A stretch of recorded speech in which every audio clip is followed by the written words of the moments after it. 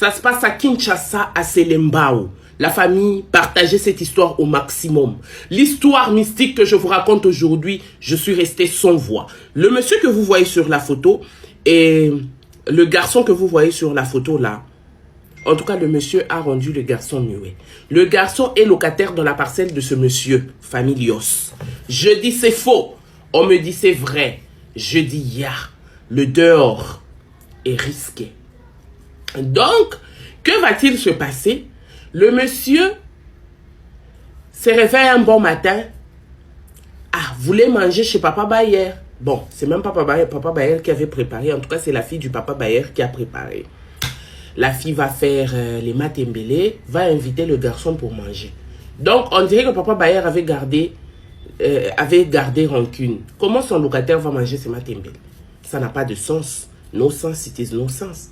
Donc, on comprend que c'était comme ça par rapport aux explications dans la vidéo qui est passée, qui est passée partout sur les réseaux et tout.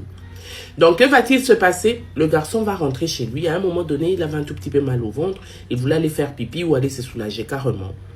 Et il se réveille pour aller se soulager. Il quitte sa maison pour aller aux toilettes. Il trouve Papa Bayer nu, sans habit. Et c'est là qu'il s'étonne. Il tape le dos. Il voulait rentrer maintenant chez lui à la maison. Il n'a pas pu faire ses besoins parce que Papa Bayer était nu. Papa Bayer était en train de faire sa sorcellerie.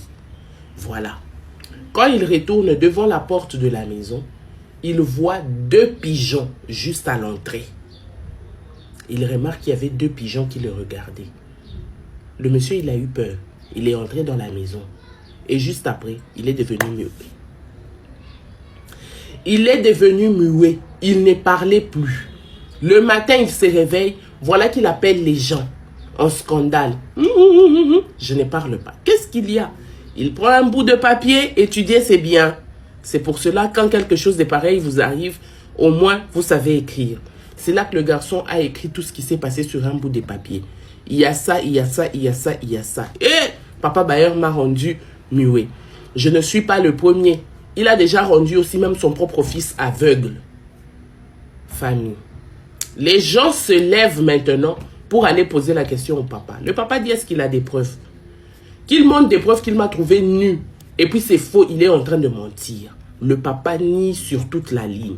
Mais la population dit, en tout cas papa, si tu ne retournes pas la voix de ce garçon-là, nous-mêmes, on va te brûler. C'est la situation qui s'est passée là.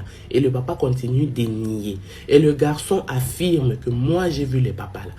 Le papa nie, ce n'est pas moi. Et le papa ajoute même des arguments. Ah, on a dit d'ailleurs que chez eux, eux tous meurent de cette manière-là.